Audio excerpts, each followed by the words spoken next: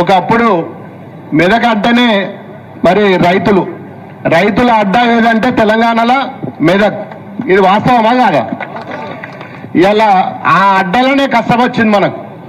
రైతులకు బువ్వ పెట్టే, మొత్తం దేశానికి బువ్వ పెట్టే మెదక్లో మరి దీనికి మొదటి నుంచి కూడా మెదక్ అనే పేరున్నది. మరి మనకే ఇలా కష్టం వచ్చిందంటే మరి మనం ఎవరికి చెప్పుకోవాలి? మరి గతంలో ఏముండే, ఇప్పుడు ఏముండే మనం అందరం కూడా గ్రహిస్తున్నాం.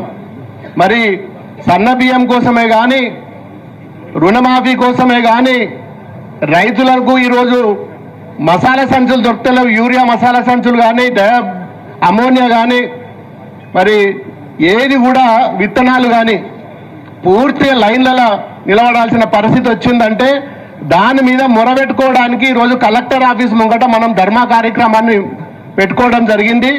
మరి దానికి అధ్యక్షత వహించిన పెద్దలు గౌరవనీయులు మాజీ ఎమ్మెల్యే గారు పద్మా దేవేందర్ రెడ్డి గారికి, మరి అదేవిధంగా సుంటా లక్ష్మారెడ్డి నర్సాపూర్ ఎమ్మెల్యే గారికి, మా నిరంజన్ అన్న మాజీ మంత్రి గారికి, మా శశిధర్ అన్న గారికి, జగదీష్ గారికి, మరి తిరుపతి రెడ్డి గారికి, సుభాష్ అన్న గారికి, క్రాంతి గారికి, మా జిల్లా పరిషత్ మాజీ చైర్మన్ గారికి, మరి అదేవిధంగా చాలా మంది మా చంద్రగౌడ్ గారికి, మరి అన్ని మండలాల నుంచి విచ్చేసిన మండల అధ్యక్షులు, మరి గౌరవ మాజీ ఎంపీపీలు, మాజీ జడ్పీటీసీలు, సర్పంచ్లు, ఎంపీటీసీలు, మరి గ్రామ అధ్యక్షులు అందరికీ కూడా పేరు పేరున ఈరోజు ఉద్యమ వందనాలు. నిజంగా తెలంగాణ తెచ్చుకున్నప్పుడు చాలా సంతోషపడ్డాం. 10 ఏళ్ళు బ్రహ్మాండంగా పనిచేసుకున్నాం. రాగానే మిషన్ కాకతీయ నంబర్ 1, మళ్ళీ ఇంకా కాకపోతే మిషన్ కాకతీయ నంబర్ 2 పెట్టుకున్నాం. ఇవాళ మల్లన్న సాగర్ కట్టుకున్నాం, రంగనాయక సాగర్ కట్టుకున్నాం, కొండపోచమ్మ కట్టుకున్నాం, అనంతగిరి సాగర్ కట్టుకున్నాం మన ఉమ్మడి మెదక్ జిల్లాలో. ఇక పక్కకి మనకు అవసరం లేదు, మన జిల్లా గురించే చెప్తున్నా. మరి ఇన్ని కట్టుకొని 100% పనులు కూడా పూర్తి చేసుకున్నాం. ఇలా కనీసం పిల్ల కాలువలు ఉన్నాయిరా నాయన, 90% మేమే చేసుకున్నాం. దా కాలువలు తీస్తే మాకు నీళ్ళు వస్తాయని చెప్పి మరి ఈరోజు ఉత్తమ్ కుమార్ రెడ్డి ఒక మంత్రి, దిక్కుమారిన మంత్రి, మరి 4 ప్రాజెక్టులున్న మన మెదక్ జిల్లాలో 2 సంవత్సరాలు అవుతుంది. ప్రాజెక్టుల మీద ఒక్కరోజు అన్నానా, ఒక్కటంటే ఒక్కరోజు గంట సేపు కూడా టైం ఇచ్చిండా మన జిల్లాకు? మరి ఇలా మెదక్ జిల్లా అంటేనే ఇక్కడ ఊసున్నోళ్ళం అందరం రైతులం, అందరం కూడా వ్యవసాయం చేసేవాళ్ళం. రెక్కాడితే కానీ బుక్క పోదు మనకు. మరి ఇంత పెద్ద జిల్లాలో ఇన్ని ప్రాజెక్టులు ఉన్నాయి, ఇన్ని కోట్ల ఖర్చు పెట్టి ప్రాజెక్టులు కట్టుకున్నాం బిడ్డ. ఒక్కసారన్నా ఉత్తమ్ కుమార్ రెడ్డి గారు మీరు మా జిల్లాకు వచ్చి కాలువల సంగతి ఏంది, ప్రాజెక్టుల సంగతి ఏంది, ఎప్పుడన్నా ఒక్కరోజన్నా మాట్లాడినరా? ఇక మనం జిల్లా మంత్రి ఉంటాడు, ఆయన పనికిమాలిన మంత్రి, ఆయన ఇంట్లోకి వెళ్ళి బయటకు రాడు. మా క్రాంతి అన్నకు బాగా తెలుసు ఆయన గురించి నాకంటే ఎక్కువ.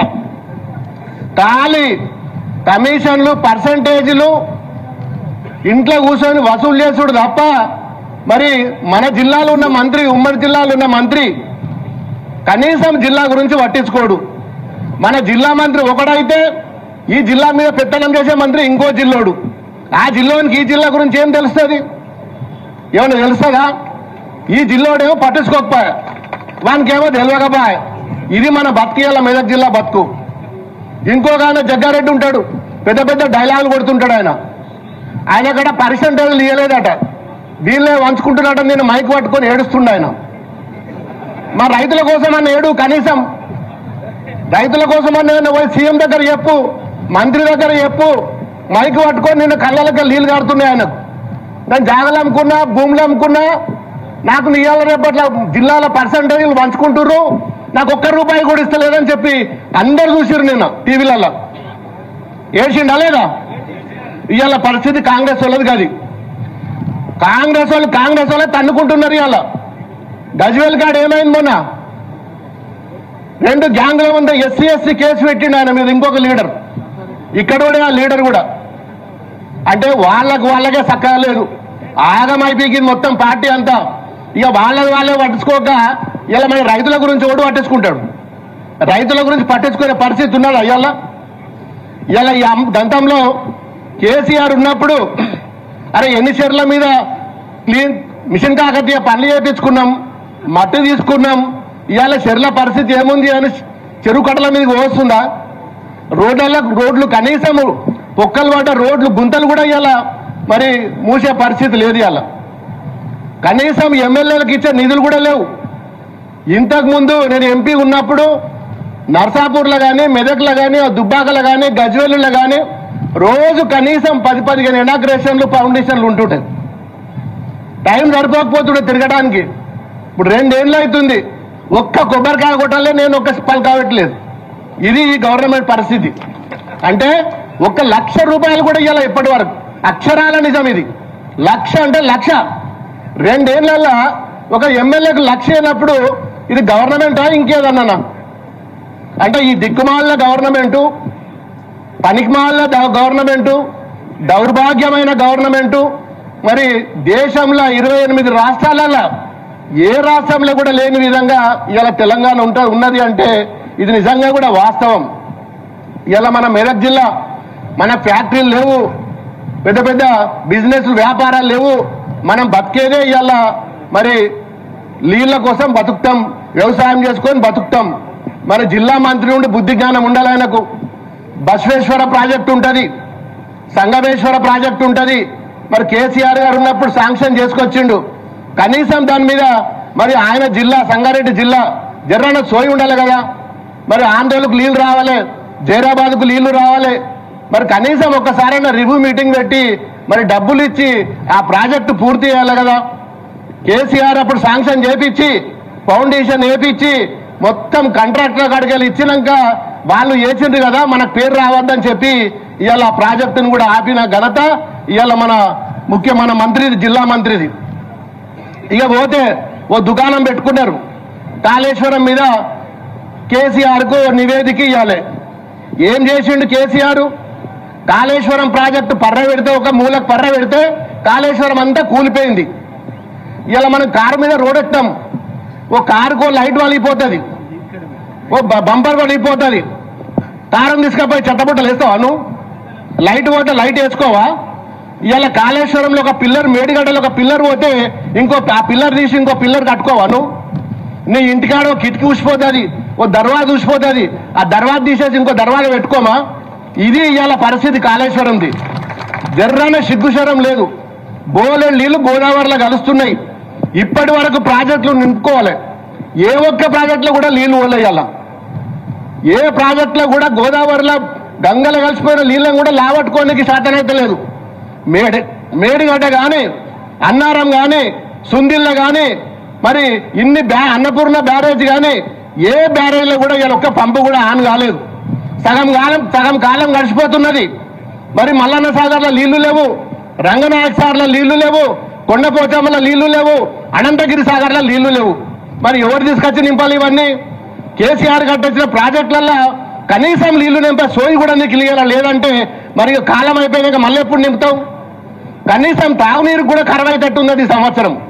ఇంత ఘోరమైన పరిస్థితి ఇలా ఈ కాంగ్రెస్ ప్రభుత్వంలో మరి ఈ విధంగా ముందుకు పోతున్నది.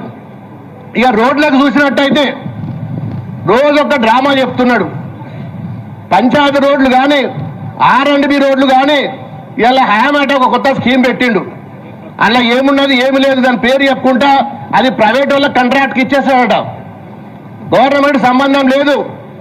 రోడ్ వేసుకోవాలి, టోల్ వసూలు చేసుకోవాలి. ఇక పంచాయతీ రాజ్ సంబంధించిన రోడ్లు, PR సంబంధించిన రోడ్లు కూడా ఆ హ్యామ్ స్కీమ్ కింద పెట్టి ఊర్ల పొంటి చిన్న చిన్న పల్లెటూర్లలో కూడా టోల్ గేట్ పెట్టి వసూలు చేసుకునే స్కీమ్ ఏదైనా ఉన్నది అంటే హ్యామ్ స్కీము దాంట్లో పెట్టిండు. మొన్న రోడ్ల గురించి బ్యాంకు నుంచి రుణం ఇప్పిస్తాడట, ప్రైవేట్ కాంట్రాక్టర్లు రోడ్లు వేసుకోవాలట, టోల్ వసూలు చేసుకొని 15 ఏళ్ల వరకు టోల్ వసూలు చేసుకొని వాడు కాంట్రాక్టర్ గారు బ్యాంకు రుణం కట్టుకోవాలి. అది పెట్టిండి. ఇప్పుడు ఈ స్కీమ్, కొత్త స్కీము ఇవాళ రేవంత్ రెడ్డి గారు. గతంలో ఎప్పుడన్నా ఉన్నదా? దేశానికి స్వతంత్రం వచ్చినప్పటికి కూడా ఊరికి పోయే రోడ్డుకు టోల్ పెట్టే సంస్కృతి ఏ ప్రభుత్వం ఇప్పటి వరకు లేదు. మరి ఇవాళ తెలంగాణలో ఇవాళ మన ప్రభుత్వం ఇవాళ వేస్తున్నది. ఇక మా కలెక్టర్ సాబ్ ఉన్నాడు, మెదక్ కలెక్టర్ సాబ్, ఆయన గురించి కూడా చెప్పాలి. కాంగ్రెస్ కార్యకర్తల కంటే బ్రహ్మాండంగా మాట్లాడతాడు ఆయన. కాంగ్రెస్ కార్యకర్తలు అవసరం లేదు ఆయనకు. స్క్రిప్ట్ గాంధీ భవన్కి వెళ్ళి స్క్రిప్ట్ వస్తుంది పేపర్ మీద రాసి, కలెక్టర్ సాబ్ చదువుతూనే ఉంటాడు. ఇక ఆ చదివేటప్పుడన్నా నకలు మారేతో హకలరాయన అన్నట్టు కనీసం పూర్తిగా చదివాడు ఆయన. మనవి కూడా చదువుతుండే అలా పెట్టి సిగ్గు జ్వరం లేకుంటున్నాడు ఆయన. అంటే గట్లున్నారు ఇలా కలెక్టర్లు కానీ ఆఫీసర్లు కానీ. ఇక పోలీసుల గురించి చెప్పాల్సిన పని లేదు. కాంగ్రెస్ కార్యకర్తలకు ఎస్కట్ బండ్లు ఇస్తారు. మేము ఎమ్మెల్యేని గెలిస్తే మాకేమో లేదు, కాంగ్రెస్ కార్యకర్తలు పోతే కుయ్యా కుయ్యా కుయ్యా అనుకుంటా ఊర్లలో ఎస్కట్ బండ్లు తిరుగుతున్నాయి. ఇవాళ మరి ఎమ్మెల్యేలకు గతి లేదు. ఇవాళ కాంగ్రెస్ వాళ్ళది ఏ కార్యకర్త పోతే ఇంకో ఎస్కట్ బండి పంపిస్తారట. ఈయన కూడా వస్తున్నాయి, మీకు తెలుసు ఎవరికి వస్తున్నాయో. వస్తున్నాయి కదా మెదక్లా 3 బండ్లు 4 బండ్లు. అత్త సొమ్ము అల్లుడు దానం చేసినట్టు నాకు కథ ఇవాళ. ఇక చెప్పుకుంటే పోతే ఇంకా చాలా ఉన్నది. అందరు పెద్దలు ఇంకా చాలా మంది మాట్లాడాలి. మరి లాస్ట్గా చివరికి ఒక విషయం చెప్తా. ఇవాళ మల్లన్న సాగర్లో కొద్దిగా గొప్ప ఇంకా 10 టీఎంసీలు నీళ్లు ఉన్నాయి. ఇవాళ రామాయంపేట కెనాల్ కానీ, చేగుంట కెనాల్ కానీ, ఉప్పర్పల్లి కెనాల్ కానీ, మరి ఉప్పర్పల్లి మన దుబ్బాక కెనాల్ కానీ, శంకరంపేట కెనాల్ కానీ, ఇవన్నీ కూడా ప్రాజెక్టులలో కాలువలన్నీ బంద్ అయినాయి. ఇవాళ మరి వర్షాలు పడతలేవు. 3-4 రోజుల నుంచి నాట్లు వేసుకోవాలి. రైతులు ఎదురు చూస్తున్నారు. మరి నేను వారం రోజుల నుంచి అడుగుతున్నా, మల్లన్న సాగరు కొండపోచమ్మ నీళ్లు వదలాలి. ఇలా Ramayampet canal, Chegunta canal, Upparpalli canal, Dubbaka కెనాళ్లకు, శంకరంపేట కెనాళ్లకు నీళ్లు వదలాలి. కూడెల్లి వాళ్ళకు కూడా నీళ్లు వదలాలంటే మాకు పర్మిషన్ లేదు. మంత్రి రావాలి, ముఖ్యమంత్రి చెప్తే కానీ మేము వదలమంటున్నారు. వారం రోజుల నుంచి రోజు మొత్తుకుంటున్నా. నేను నిన్న ప్రెస్ మీట్ చెప్పినా. చివరిగా ఈరోజు మెదక్ వేదిక ద్వారా చెప్తున్నా, బిడ్డ 2-3 రోజులలో ఒకవేళ మీరు వదలకపోతే, ఈ 5 కెనాళ్ళల్లో వదలకపోతే ఇంతమంది మనం రైతులం ఉన్నాం, పోయి దర్వాజాలు వలగొట్టి మరి కాలువలకు నీళ్లు వదిలే బాధ్యత కూడా నేను తీసుకుంటా. ఖచ్చితంగా మీరు అందరూ మళ్ళీ ఒకసారి రావాలి. ఖచ్చితంగా నీళ్లు వదలకపోతే కూడెల్లి వాగులకు కానీ, దుబ్బాక కెనాల్ కానీ, రామాయంపేట కెనాల్ కానీ, శంకరంపేట కెనాల్ కానీ నీళ్లు వదిలి రైతులకు ఇవ్వకపోతే ఖచ్చితంగా దర్వాజాలు